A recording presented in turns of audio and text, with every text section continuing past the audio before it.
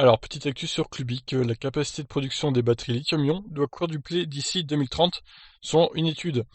Le groupe spécialisé dans la recherche et le conseil sur l'énergie Wood Mackenzie a publié de nouvelles prévisions concernant l'évolution des batteries.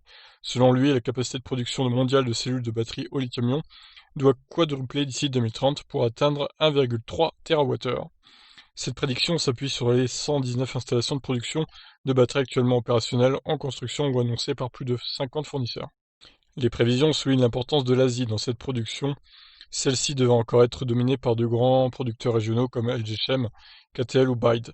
Selon Mitali Gupta, analyste chez Wood Mackenzie, la capacité de fabrication en Asie-Pacifique représente 80% de la capacité mondiale actuellement. La région restera le leader de la production de batteries lithium-ion pour la prochaine décennie. Ça, c'est pas étonnant. Le chercheur ajoute, en Asie-Pacifique, la Chine domine la capacité du pipeline et devrait doubler sa capacité de 345 GWh en 2020 à plus de 800 GWh d'ici 2030. Outre l'expansion rapide des fournisseurs locaux en Chine, des fabricants étrangers tels que LG Chem, Samsung SDI et SK Innovation ont également ajouté de nouvelles lignes après avoir été éligibles aux subventions du gouvernement chinois en 2019. Cette part importante devrait cependant reculer quelque peu au profit de l'Europe. Sa capacité de production, si elle restera bien en deçà de la production asiatique, doit totaliser 25% de la capacité mondiale en 2030. Ouais, un quart, c'est pas énorme quand même. Pour ce faire, elle s'appuiera sur le développement d'acteurs tels que Northvolt ou ACC, mais aussi sur l'expansion d'acteurs asiatiques sur le vieux continent. Sans surprise, ce développement est un lien direct avec l'expansion des voitures électriques. L'étude précisant: poussés par la demande croissante de batteries pour véhicules électriques et de stockage d'énergie, les fabricants asiatiques investissent massivement dans de nouvelles usines en Europe.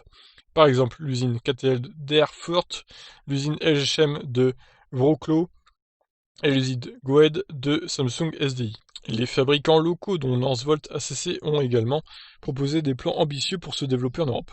L'Amérique du Nord, quant à elle, doit conserver un rôle sensiblement identique, s'appuyant tout particulièrement sur la Gigafactory de Tesla.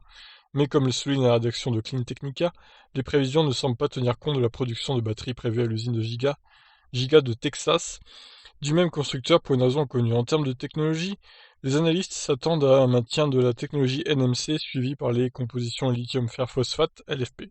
Les prévisions de Wood Mackenzie ne sont toutefois pas les plus élevées dans le domaine. L'année dernière, le média spécialisé Bloomberg New Energy Finance a déclaré s'attendre à une capacité mondiale d'1 TWh d'ici 2025, puis 2,5 TWh en 2030. Ah oui, donc Bloomberg, ils partent sur une capacité de 2 fois plus élevée quand même. On passe de 1,3 à 2,5, quasiment 2 fois plus élevé. Donc bon, bah, on verra qui a raison des deux du coup. Moi, je serais plus d'avis du Bloomberg. Je pense que ça sera au moins 2 TWh. Plus que 1.3. 1.3, ça me paraît assez light pour le coup. Mais bon, peut-être que je me trompe, je sais pas, on verra. On en reparlera dans 10 ans. Écoutez, moi je vous laisse réagir. Qu'en pensez-vous? Ciao.